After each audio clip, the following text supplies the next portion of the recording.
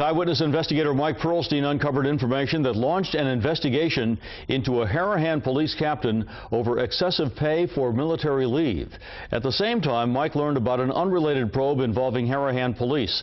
This one revealing that for years, the city has been shortchanging officers on their paychecks. Here's Mike with that story. For the past 2 weeks, an investigator from the U.S. Department of Labor has been combing over payroll records at Harahan City Hall. Eyewitness Investigates has learned that the investigator from the Wage and Hour Division has uncovered serious problems in how the police department pays its officers.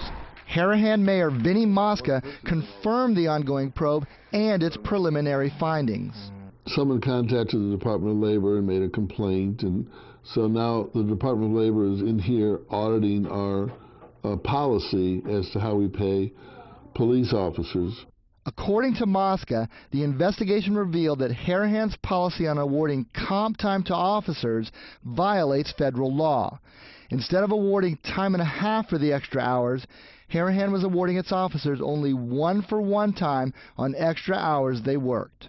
So we have been shortchanging some of the officers, basically.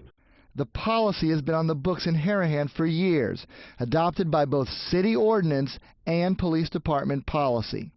So now, the city is not only being forced to change its rules, but it must issue back pay to most of its 32 police employees.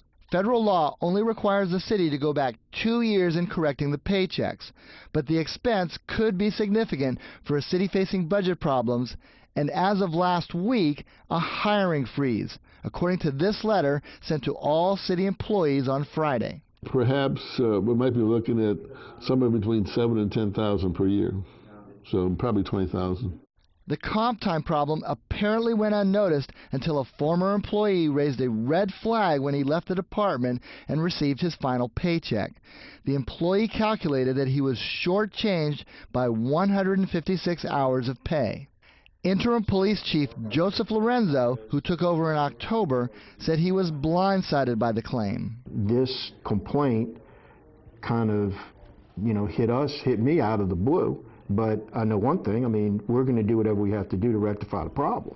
Lorenzo said he has been working hand in hand with the federal investigator to fix the problem. We're going to submit all of the documents that they requested from us. We're going to submit everything that they need plus. We're going to give them civil service rules, whatever pay records they want, whatever departmental rules we have.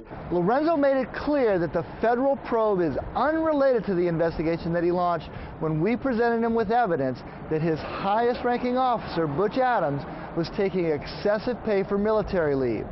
That probe is wrapping up, so we'll get you those results as soon as we get them. Mike Pearlstein, Eyewitness News.